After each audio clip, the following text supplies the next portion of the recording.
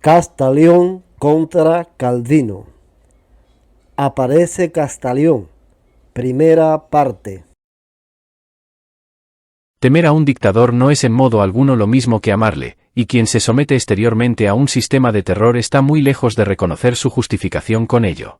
A la verdad, en los primeros meses después de su regreso, todavía es unánime, en ciudadanos y funcionarios, la admiración hacia Calvino. Todos los partidos parecen estar a su favor desde que ya no hay más que un solo partido, y la mayor parte de las gentes ceden con entusiasmo a la embriaguez de la unificación. Pero pronto comienza la desilusión. Pues naturalmente, todos los que habían llamado a Calvino para que pusiera orden habían esperado en secreto que este furioso dictador, tan pronto como estuviera asegurada la disciplina, cedería en el rigor de su draconiana moral. En vez de ello ven de día en día, que los azotes se alzan más tensos, no escuchan nunca ni una sola frase de gracias por el inmenso sacrificio de libertad personal y alegría que han hecho, con enojo tienen que escuchar desde el púlpito palabras como estas, que sería necesaria una horca para colgar a unos 700 u 800 muchachos ginebrinos, a fin de introducir realmente las buenas costumbres y la disciplina en esta ciudad podrida. Solo ahora advierten que, en lugar del médico para las almas que pedían, han llamado dentro de los muros de la ciudad a un carcelero de su libertad y que, con medidas de coacción cada vez más duras, acabará por fin por causar el enojo de sus más fieles partidarios. Por lo tanto, basta que transcurran muy pocos meses y ya existe de nuevo en Ginebra el descontento contra Calvino. Desde la lejanía, como imagen del deseo, su disciplina actuaba de un modo mucho más seductor que con su dominadora presencia. Ahora palidecen los colores románticos, y los que aún ayer lanzaban clamores de júbilo comienzan en voz baja a lanzar quejidos. Mas en todo caso es preciso una ocasión bien patente y para todos comprensible, que conmueva el nimbo personal de un dictador, y esta ocasión se ofrece pronto. Por primera vez comienzan los ginebrinos a dudar de la humana infalibilidad del consistorio durante una espantosa epidemia de peste que, durante 3 años, desde 1542 hasta 1545, asoló la ciudad. Pues los mismos pastores que en general, con amenaza de los más severos castigos, exigían que todo enfermo, dentro del plazo de 3 días, llamara al eclesiástico a la cabecera de su lecho, desde que uno de ellos falleció del contagio, dejan que los enfermos del hospital de apestados, padezcan y mueran sin el consuelo de la Iglesia. Imploradora suplica a la municipalidad, que por lo menos uno de los miembros del consistorio, se encuentre dispuesto para edificar y consolar a los pobres enfermos del hospital de apestados.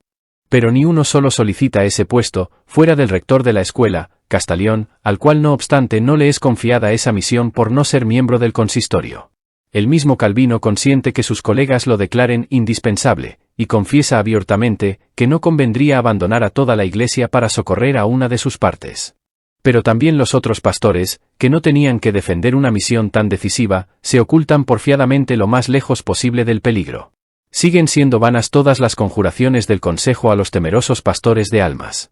Algunos de ellos hasta llegan a declarar, franca y libremente, que preferirían ir a la horca que al hospital de apestados, y el 5 de enero de 1543, presencia Ginebra la sorprendente escena de que la totalidad de los pastores reformados de la ciudad, con Calvino a su cabeza, se presenten en la asamblea del consejo para hacer allí pública su declaración, valiente a su manera de que ninguno de ellos tiene el valor suficiente para entrar en el hospital de apestados, aunque saben que sería su misión servir a Dios y a su Santa Iglesia en los buenos como en los malos días. Ahora bien, nada actúa de un modo tan convincente sobre un pueblo como el valor personal de sus directores. En Marsella, en Viena y en otras muchas ciudades, se celebra todavía, al cabo de varios siglos, la memoria de aquellos heroicos sacerdotes que, durante la gran epidemia, llevaron consuelos a las casas de los afectados. Tal heroísmo en sus cabezas no lo olvida jamás un pueblo. Pero menos aún su personal cobardía en horas decisivas.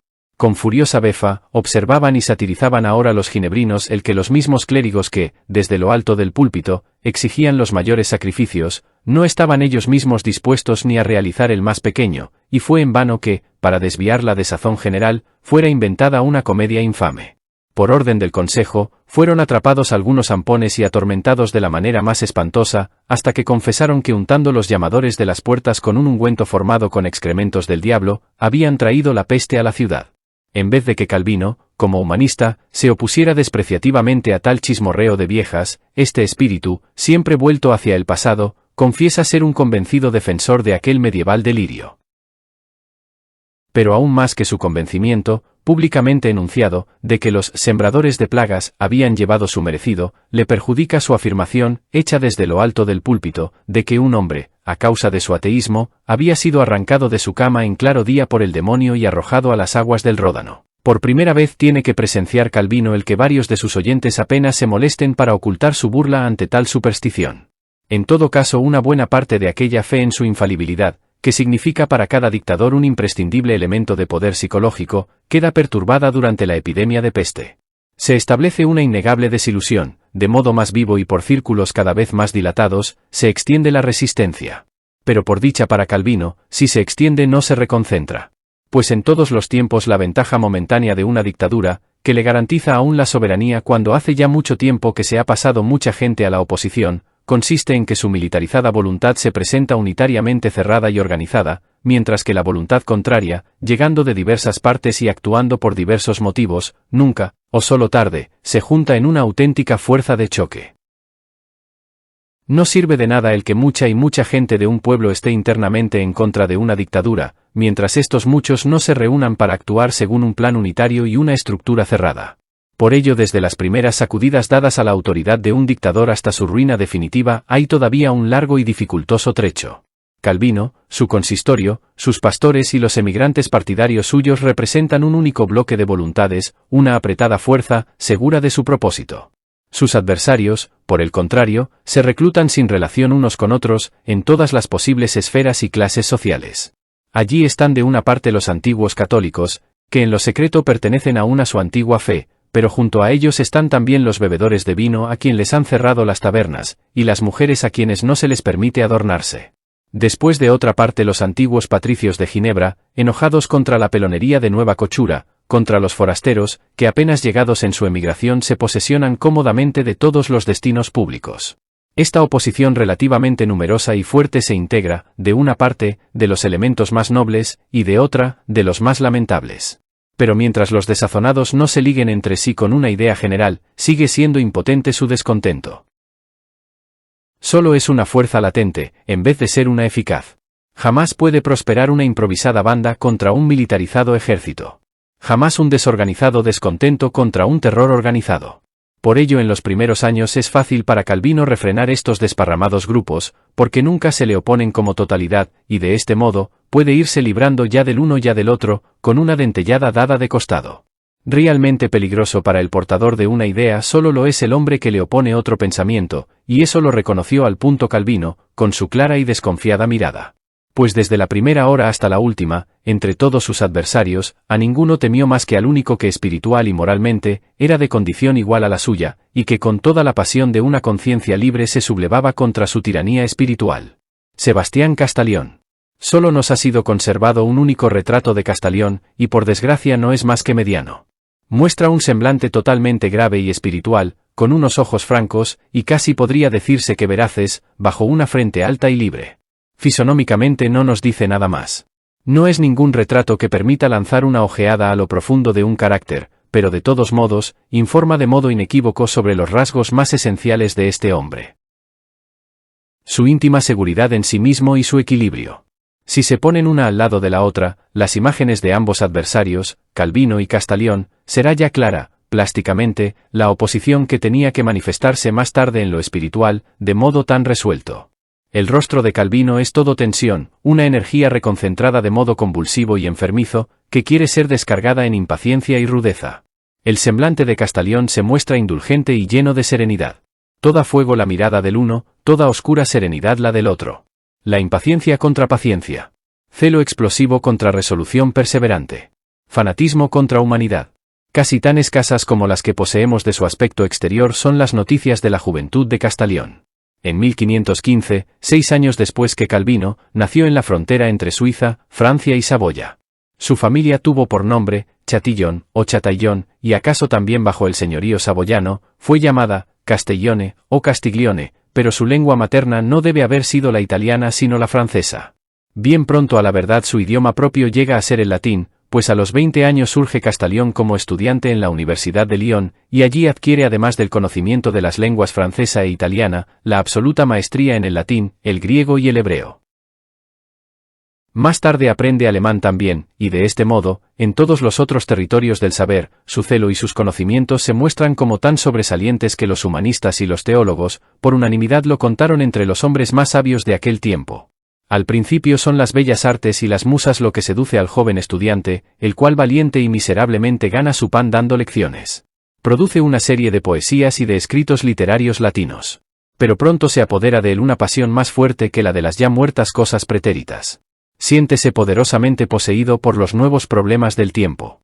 El humanismo clásico, si se le considera históricamente, solo tuvo en realidad una muy breve y gloriosa floración, que ocupa pocos decenios entre las dos grandes épocas de valor universal, del Renacimiento y de la Reforma. Solo durante un momento, esperó la juventud la redención del mundo de una renovación de los estudios clásicos, de una educación sistemática. No obstante, bien pronto les parece a los más apasionados, a los mejores de esta generación, que no es nada más que una labor de viejos, un bajo servicio de carromateros, el reproducir una y otra vez, copiando antiguos pergaminos, a Cicerón y a Tucídides, mientras que, partiendo de Alemania como un incendio por un bosque, una revolución religiosa se va apoderando ya de millones de almas. Pronto en todas las universidades se disputa más sobre la antigua Iglesia y la nueva que sobre Platón y Aristóteles. En lugar de las pandectas, profesores y estudiantes hacen investigaciones sobre la Biblia. Lo mismo que en tiempos posteriores las oleadas de lo político, de lo nacional o de lo social, en el siglo XVI la irresistible pasión de contribuir a pensar, a discutir, a elaborar las ideas religiosas del tiempo, se apodera de toda la juventud europea.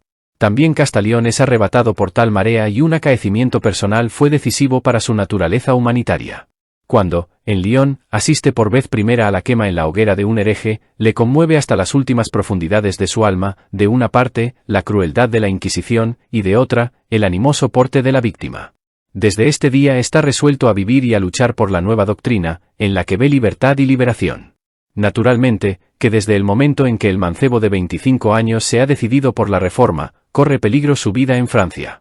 Siempre, donde quiera que un Estado o un sistema oprime fuertemente la libertad de creencias, solo quedan tres caminos para aquellos que no quieran someterse a que sea violentada su conciencia.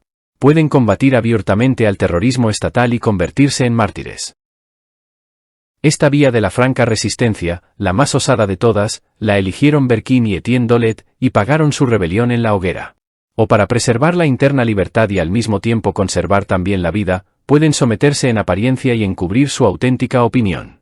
Esta es la técnica de Erasmo y de Rabelais, los cuales, exteriormente, mantienen paz con la Iglesia y el Estado, para envueltos en el manto de la sabiduría o cubiertos con la caperuza de cascabeles del bufón, disparar desde retaguardia sus envenenadas flechas, eludiendo con habilidad la acción de la fuerza, engañando a la brutalidad con astucias de Ulises. Como tercer refugio queda la emigración. El intento de pasar a salvo, con su persona, la interna libertad, desde el país donde es perseguida y despeñada hasta otra tierra donde le sea lícito respirar sin estorbos. Castalión, carácter recto pero al mismo tiempo suave, eligió como Calvino el camino más pacífico. A principios de 1540, poco después de haber contemplado con atormentado pecho, en Lyon, el suplicio en la hoguera de los primeros mártires evangélicos, abandonó su patria para ser desde entonces emisario y mediador de la doctrina evangélica. Castalión se dirige a Estrasburgo y a la verdad como la mayor parte de estos emigrados religiosos, a causa de Calvino.